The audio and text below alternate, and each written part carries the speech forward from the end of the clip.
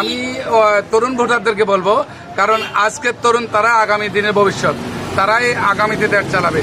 তাহলে তাদের জন্য যদি রাস্তা তৈরি করতে হয়, তাদের যেই ফাউন্ডেশন সৃষ্টি করতে হয়, তাহলে অবশ্যই তারা একটা সুস্থতার রাজনীতিবিদদেরকে ভোট দেবে। আসসালামু আলাইকুম রহমতুল্লাহি ওয়া বারাকাতুহু। আলহামদুলিল্লাহ, আপনারা জানেন স্বাধীনতার সপক্ষে কোরআন সুন্নাহর আলোকে সমাজ ও রাষ্ট্র প্রতিষ্ঠার লক্ষ্যে বৃহত্তর সুন্নি জোটের প্রার্থী হিসেবে আমি প্রার্থী হয়েছি। আমি যদি ইনশাআল্লাহ জয়ী হই, এক নম্বরে আমার যেটা থাকবে যে প্রতিহিংসার রাজনীতি থাকবে না। প্রতিহিংসা মুক্ত রাজনীতি যদি থাকে, তাহলে অবশ্যই ব্যবসায়ীরা ভালোভাবে ব্যবসা করতে পারবে। কোনো ব্যবসায়ীর উপর কোনো হস্তক্ষেপ বা রাজনৈতিকভাবে প্রতিহিংসার হস্তক্ষেপ থাকবে না। রাজনৈতিকভাবে মারামারি বা যেই আমাদের কাটাকাটি বা অনেক সমস্যা থাকে, এই সমস্যাগুলো থাকবে না। এই সমস্যাগুলো না থাকলেই ব্যবসায়ীরা ভালোভাবে ব্যবসা করতে পারবে এবং আমরা যারা ক্রেতা রয়েছি বা সাধারণ জনগণ রয়েছি, আমরা ভালোভাবে চলতে পারবো বা ক্রয় বা যে কোনো কাজে আমরা বাজারে আসবো, অবশ্যই সুন্দরভাবে আসতে পারবো। আপনারা জানেন অতীতেও যে রাজনীতি প্রতিহিংসামূলক যেভাবে হানাহানি ছিল, এই হানাহানির কারণে বাজারের ব্যবসায়ীরা কিন্তু ক্ষতিগ্রস্ত হয়েছে।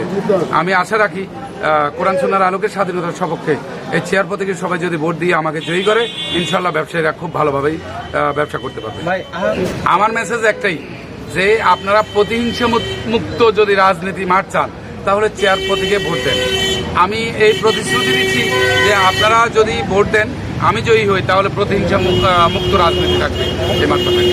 ধর্মভিত্তিক যেটা আসলে কোরআন সুন্নাহর আলোকে সমাজ ও রাষ্ট্র প্রতিষ্ঠার লক্ষ্যে, যেটা কোরআন সুন্নাহর আলোকে যদি হয়, এখানে অন্য ধর্ম সে তার ধর্ম পালন করবে, অন্য ধর্মকে আমরা কোনো আঘাত করতে পারবো না এবং অন্য ধর্মের কোনো অনুষ্ঠানেও আমরা কোনো হামলা করতে পারবো না। হ্যাঁ, ওনারা ওনাদের ধর্ম পালন করবে। আর আহলে সুন্নাত ওয়াল জামাতের আকীদা হচ্ছে যে যে ধর্মেরই লোক হোক, সে তার ধর্ম পালন করবে। পাশাপাশি হচ্ছে আমাদের মুসলমানের মধ্যে অনেক মতামত রয়েছে, আপনারা জানেন। আর রাসূল সাল্লাল্লাহু আলাইহি সাল্লাম বলছেন, উম্মতে মুহাম্মদী 73 দলে বিভক্ত হবে, একটি দল জান্নাতি দল থাকবে আর 72টি দল জাহান্নামী হবে।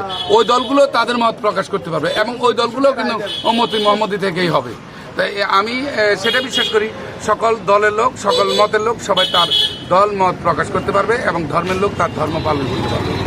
আমি তরুণ ভোটারদেরকে বলবো, কারণ আজকের তরুণ তারা আগামী দিনের ভবিষ্যৎ, তারাই আগামীতে দেশ চালাবে। তাহলে তাদের জন্য যদি রাস্তা তৈরি করতে হয়, তাদের যেই ফাউন্ডেশন সৃষ্টি করতে হয়, তাহলে অবশ্যই তারা একটা সুস্থতার রাজনীতিবিদদেরকে ভোট দেবে এবং সুস্থতারা যারা রাজনীতি করে বা যাদের ইমেজ রয়েছে, যারা মানুষের হক নষ্ট করে না বা মানুষের উপর হামলা করে না বা মানুষের গাড়ি ভাঙচুর করে না, তাদেরকে এগিয়ে আনতে হবে। এই যুবকদের প্রতি আমার আহ্বান থাকবে, তারাই তাদের মাঠটা তৈরি করতে হবে।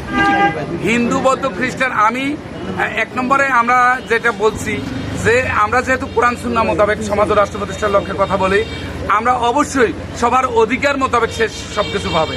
রাষ্ট্রীয়ভাবে যেই যার জন্য যতটুকু আসবে, অবশ্যই সবারটা সম্পূর্ণভাবে পুঙ্খানুপুঙ্খভাবে আমরা বুঝিয়ে দেব। আমাদের দ্বারা অন্তত এটা প্রতিশ্রুতি দিতে পারি যে জনগণের টাকা আমাদের পকেটে যাবে না ইনশাআল্লাহ। নারীদের ব্যাপারে হচ্ছে যে আসলে নারীরা অবশ্যই পর্দা করে চলবে, তাদেরকে তারা সেফটি করবে, এটা অবশ্যই ইসলামে দিয়েছে। আর সকল যেভাবে চলুক, আমরা যারা মুসলমান রয়েছি, অন্য ধর্মাবলম্বী যারা যেভাবে চলুক, আমরা তাদের উপর কুদৃষ্টি না দিয়ে তাদেরকে মানবিক হিসেবে আমরা সহযোগিতা করা, এটা আমাদের দায়িত্ব, মুসলমানের হিসেবে আমার দায়িত্ব। বৃহত্তর অঞ্চলে কোটি মানুষের জন্য সর্বাধুনিক প্রযুক্তির চিকিৎসা সেবা দিয়ে যাচ্ছে Laksam fair health hospital. Laksam fair health hospital, Shanta complex, দক্ষিণ বাইপাস রোড, লাকসাম। আন্তরিকতায় স্বল্প মূল্যে উন্নত সেবা।